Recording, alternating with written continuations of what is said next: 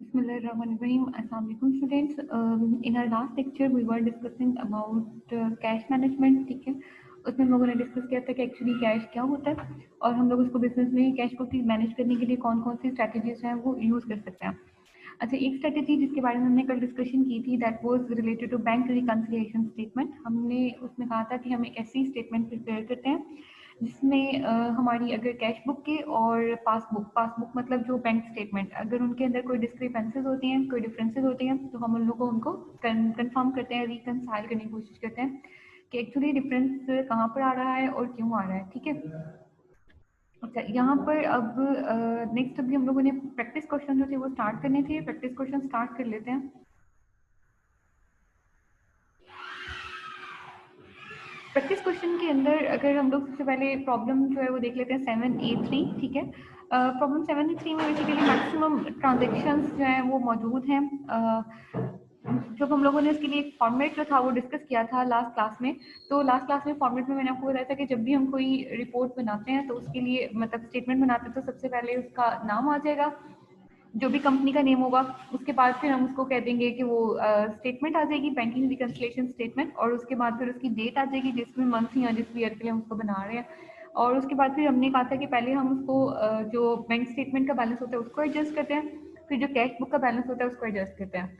तो वो पासबुक के अंदर चेंजिंग्स मतलब वो रिकॉर्डिंग जो हम कर चुके हैं बैंक ने नहीं की, वो हम बैंक के बैलेंस में रिकॉर्ड कर ले रहे हैं, और वो चेंजिंग्स जो हम बैंक ने रिकॉर्ड की और हमने नहीं की, उसको हम जो वहाँ से रिकनसाइल होकर जो डिस्क्रिपेंसीज आएंगे उसको हम अपने पास होता है वो लोड कर लेते हैं। तो दोनों का जो एडजस्टेड बैलेंस है वो एट दी एंड जो है वो सेम आना चाहिए। ठीक है, अच्छा प्रॉब्लम 7A3 में कहता है the cash transaction and the cash balances of Northfleet farm for July were as follow. देखो अब नॉर्थफ्लीट फार्म उसने आपको कंपनी का नाम बता दिया, नॉर्थफ्लीट फार्म, उसके बाद फिर बैंक रिकंसिलिएशन स्टेटमेंट लिख देंगे, फिर आगे लिख देंगे फॉर जुलाई, तो आपके पास जुलाई का मंथ आ जाएगा। अब जरा वन बाय वन अपनी ट्रांजेक्शन्स को देखते हैं। ट्रांजेक्शन नंबर 1 में आपसे कह रहे हैं the ledger account for cash showed a balance at July 31 of 16,766.95। ठीक है, जो हमारे पास लेजर मतलब लेजर मीन्स अकाउंट्स, जो हम अकाउंट्स प्रिपेयर कर रहे हैं, जब हमने उस अकाउंट में बैलेंस देखा तो अकाउंट कह रहे हैं कि जी आपका बैलेंस होना चाहिए 16,766 का। कहते तो July bank statement showed a closing balance of 18,928। जो जुलाई की बैंक स्टेटमेंट थी वो शो करी थी कि हमारे पास मौजूद है इस टाइम $18,928। ठीक है, देखो मतलब अबाउट 2,200 का डिफरेंस है, हमारे पास वो पैसे कम आ रहे हैं और बैंक के पास वो पैसे ज़्यादा आ रहे हैं। लेकिन अब डिफरेंस क्यों आ रहा है, कहाँ पर प्रॉब्लम है, उसके लिए फर्दर आपको जो है वो ट्रांजेक्शन बता रहा है। ट्रांजेक्शन नंबर 3 में आपसे कह रहे हैं the cash received on July 31 amounted to rupees 4017.15 वो कहते हैं कैश रिसीव जुलाई 31 को हम लोगों ने कैश रिसीव किया था 4017 का। It was left at the bank in the right depository cued after banking hours on July 31 and was therefore not recorded by the bank on the July statement। ये basically ये this is our deposit in transit.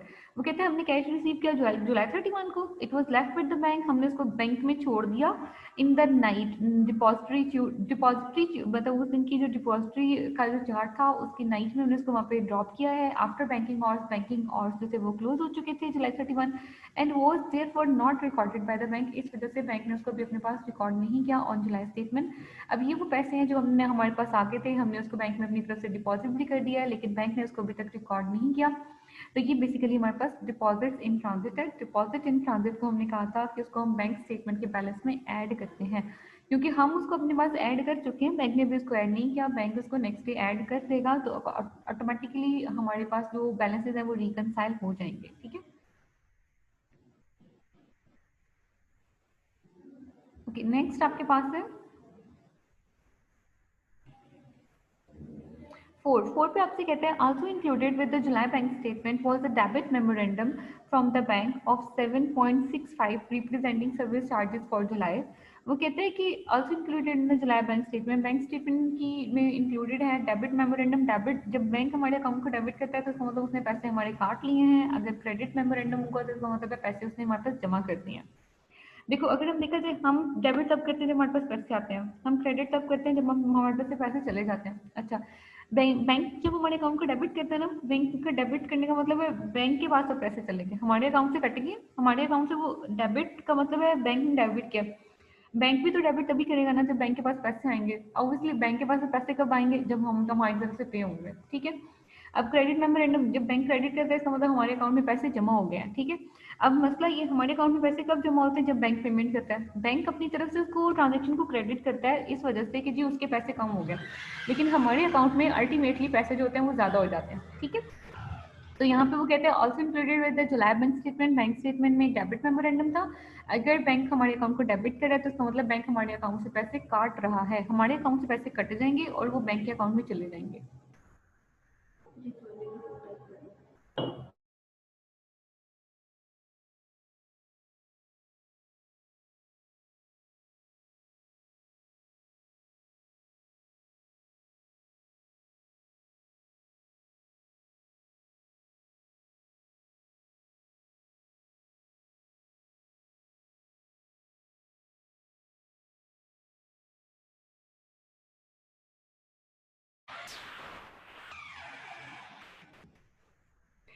Okay ji, next वो आपसे कह रहा है credit memorandum enclose with the July bank statement. July bank statement के साथ एक क्रेडिट मेमोरेंडम भी मौजूद था।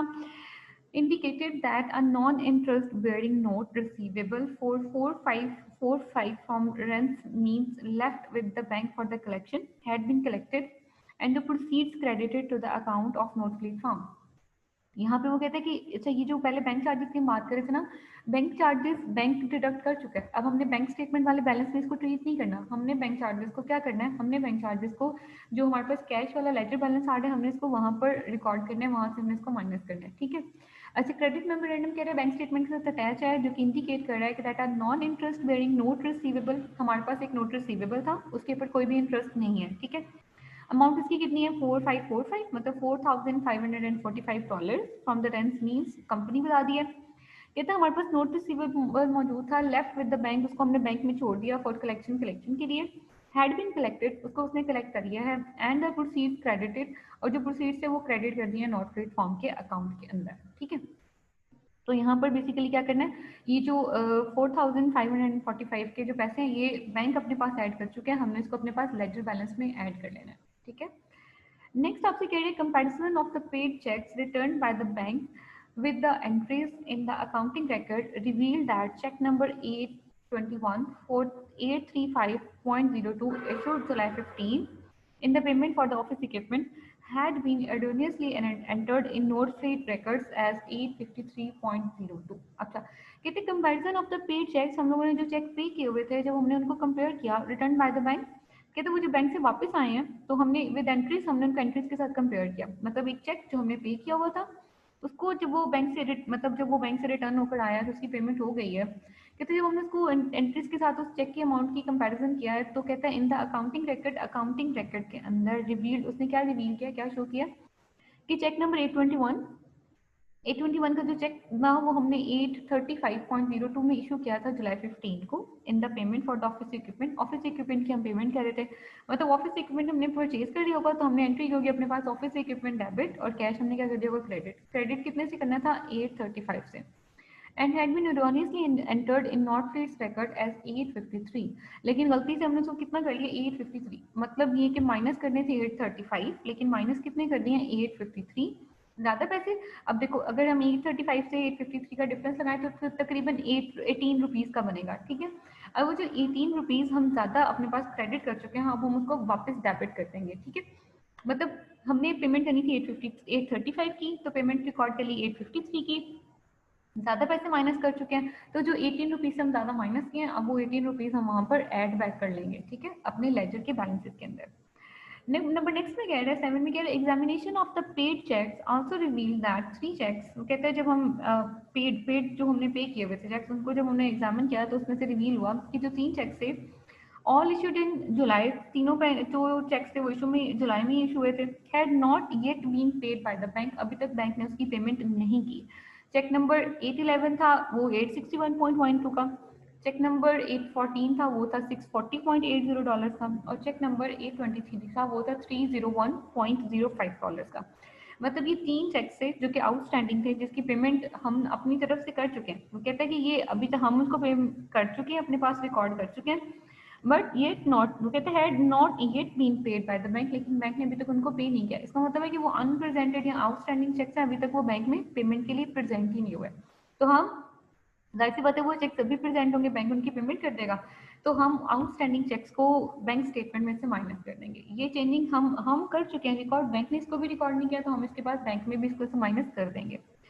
नेक्स्ट आपसे कह रहा है included with the July bank statement के साथ इंक्लूड था वाज अ 180 चेक, $180 का एक चेक था, drawn by the Howard Williams. Howard Williams ने a customer of the Northfleet farm, Northfleet farm का एक कस्टमर था जिसने एक चेक जो था वो ड्रॉ किया था $180 का।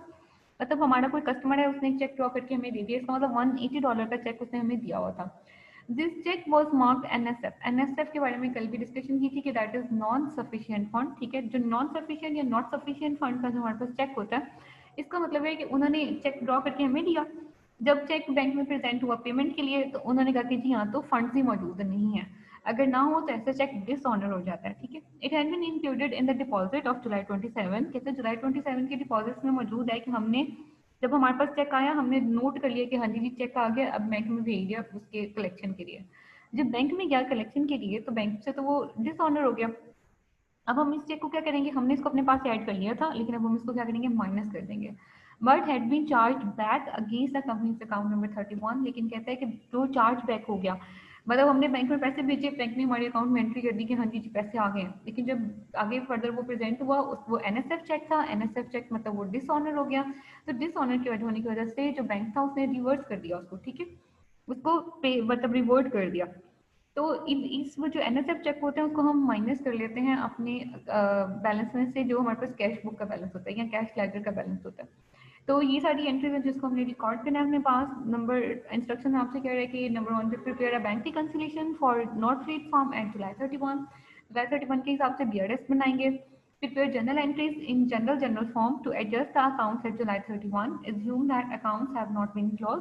अकाउंट्स अभी जो है वो क्लोज नहीं हुए हैं, हमने वहाँ पर जो है वो अपना कैश का बैलेंस उसको बना के देना है, जनरल एंट्रीज बना के देनी है। सी में कहते हैं state the amount of cash which should be included in the balance sheet at July 31। और जुलाई 31 को कौन सा जो बैलेंस है कैश में शामिल होना चाहिए। बेसिकली जो दोनों का एडजस्टेड बैलेंस जो कि सेम आएगा, जिसमें हम बैंक स्टेटमेंट को रिकन्सिलिएशन के बाद बैंक स्टेटमेंट का बैलेंस प्लस जो हमारे पास कैश बुक का बैलेंस है, जो दोनों बैलेंस हमारे पास इक्वल आएंगे वो वहाँ पर जो है वो एक्चुअली शो होंगे, ठीक है। अब एक बार जरा हम इसके सोल्यूशन का पार्ट को देख लेते हैं।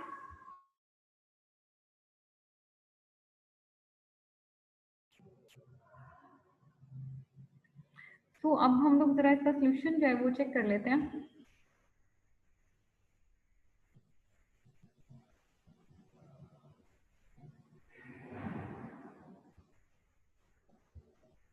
अब देखिए 73 में आपने उसने बता दिया नोट ट्रीट फार्म, फिर उसने बता दिया बैंक रिकंसिलिएशन स्टेटमेंट, फिर जुलाई 31 का जो भी मंथ था उसके लिए, ठीक है, फॉर द मंथ एंडेड जुलाई 31 आ जाएगा।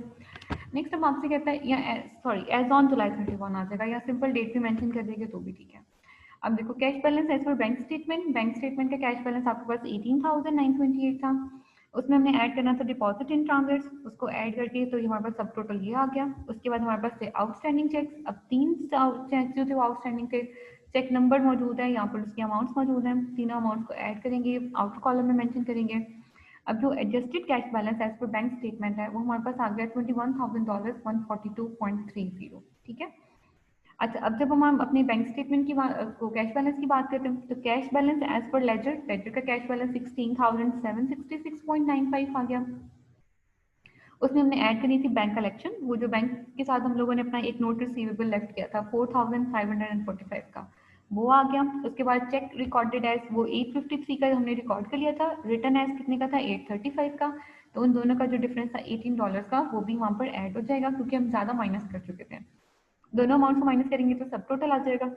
लेस करना उसमें से हमने सर्विस चार्जेस को, वो थे 7.65 के, और एनएसएफ चेक था हमारे पास $180 का, वो भी माइनस होगा, तो ये वाली अमाउंट आ जाएगी। अब माइनस करेंगे तो हमारे पास आ रहा है adjusted cash balance as per ledger, वो कितने का आएगा 21,143.20, तो ये भी 21,142.30 और ये भी 21,142.30, दोनों बैलेंसेस आपके पास सेम आएंगे। यही बैलेंस है जिसको हमने बैलेंस शीट में भी शो करना है, ठीक है। नंबर 2 पे उसने आपसे पूछा था जनरल एंट्रीज, तो मैंने आपको बताया था कि जो बैंक स्टेटमेंट की चेंजिंग्स हैं वो हम ऑलरेडी रिकॉर्ड कर चुके हैं, वो बैंक ने रिकॉर्ड नहीं की तो वो बैंक किस टाइम रिकॉर्ड करेगा। हम अपने पास सिर्फ उन चेंजेस को रिकॉर्ड करेंगे जो कि हमारे पास bank statement sorry cash balance में आई है। अब जहाँ जहाँ पे बैंक, जैसे बैंक कलेक्शन थी, ठीक है, यहाँ पे नोट रिसीवेबल से पैसे आगे थे, ऑफिस इक्विपमेंट के पैसे थे जो हमने ज़्यादा किए थे, ये जो पैसे यहाँ से जहाँ से वापस आ रहे हैं वहाँ पर कैश डेबिट होगा, जहाँ पे माइनस हो रहा है वहाँ पे कैश क्रेडिट होगा, और बाकी यही वाली अमाउंट है जिसको आप वहाँ पर जो है वो लिख देंगे। तो कैश आपके पास डेबिट होगा, अकाउंट रिसीवेबल जिससे हमने पैसे लेने थे वो 4545 से क्रेडिट, और ऑफिस इक्विपमेंट जिसकी अमाउंट हम ज़्यादा लिख चुके थे उसको 18 से क्रेडिट कर देंगे। जो हमारा कैश कम हो रहा था वो एक तो हमारे पास वो था अकाउंट रिसीवेबल जिसने हमें $180 दिए थे विलियम्स ने, हॉवर्ड विलियम्स ने, उसने उसका चेक कैंसिल हो गया था, उसको हम वापस, पहले हमने एसेट था हमारा अकाउंट रिसीवेबल, जब पैसे दिए होंगे तो एसेट को खत्म कर दिया होगा, क्रेडिट कर दिया होगा। अब जब उसने हमें पैसे नहीं दिए उस एंट्री को डिवॉइड करेंगे, अकाउंट रिसीवेबल दोबारा से डेबिट हो जाएगा, सर्विस चार्जेस हमारे एक्सपेंस है वो भी डेबिट हो जाएगा, और इन दोनों के अगेंस्ट कैश हमारे पास से चला जाएगा $187.65 का, ठीक है। तो यहाँ पर आपकी जो तीनों रिक्वायरमेंट्स हैं वो क्या हो जाती हैं, वो कंप्लीट हो जाती हैं। अब 7A3 के साथ आपको 7B3 करना है, और 7A1, 7A2, 7B1, 7B2 और 7B3, ये सारे क्वेश्चन जो है वो मिलते जुलते हैं, ये आप खुद से सॉल्व करेंगे, और 7A4 से इंशाल्लाह हम लोग अपनी कमिंग क्लास में डिस्कशन जो है वो स्टार्ट करेंगे। Wish you good luck students, take care, हाफिज़।